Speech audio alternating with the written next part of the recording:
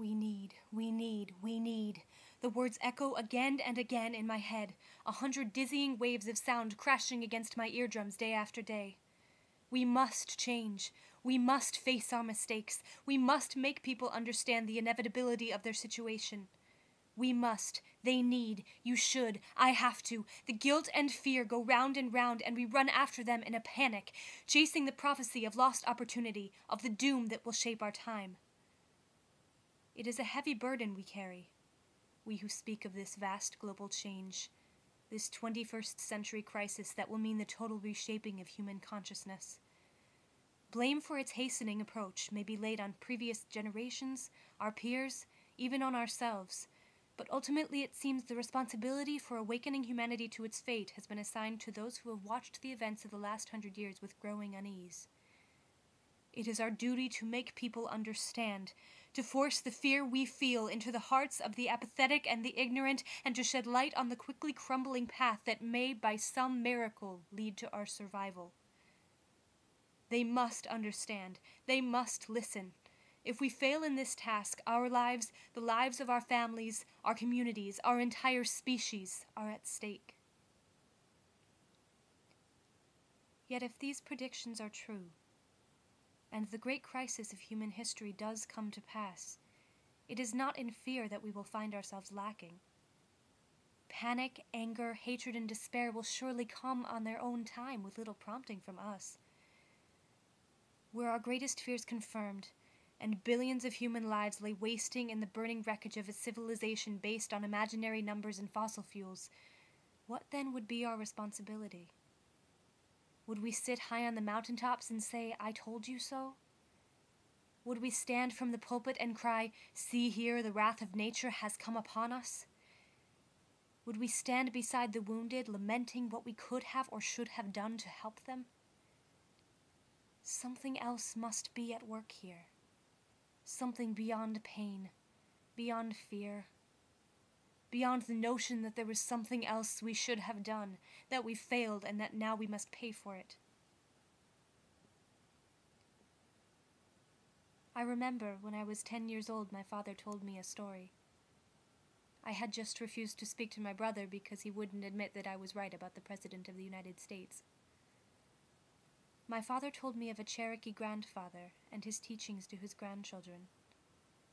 As they sat around him by the fire, he said, "A battle is raging inside me. It is a terrible fight between two wolves. One wolf represents anger, regret, self-pity, guilt, and resentment. The other stands for joy, love, hope, compassion, and faith."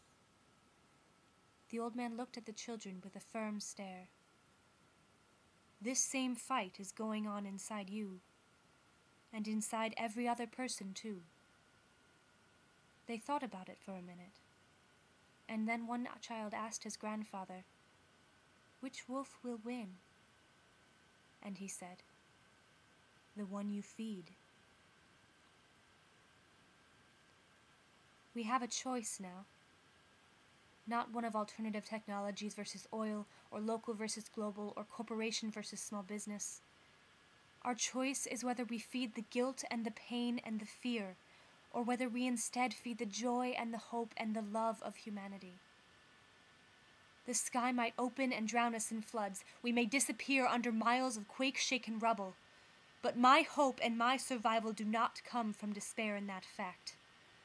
They come instead from love and from the unfailing desire and drive to express the best parts of myself and to share them with others and to draw them out in those that are around me. I see no purpose in making people despair and feel unworthy because of the lives that they have been living.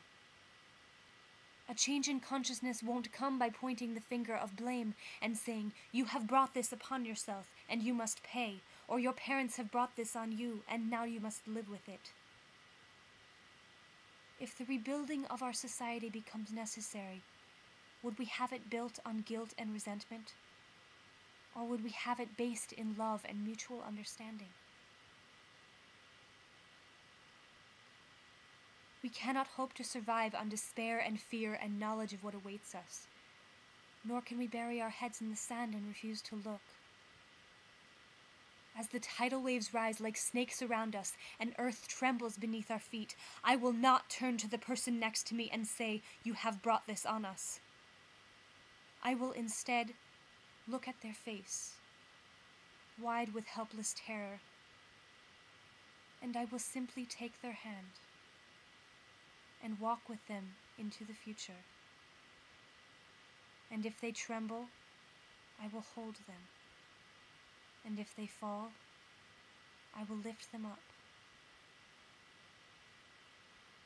We must not be afraid, even in those darkest and most inconceivably painful moments, to let the light within us and within those around us shine through. Because in that light, in that pure expression of humanity, there lies the simple hope of resilience.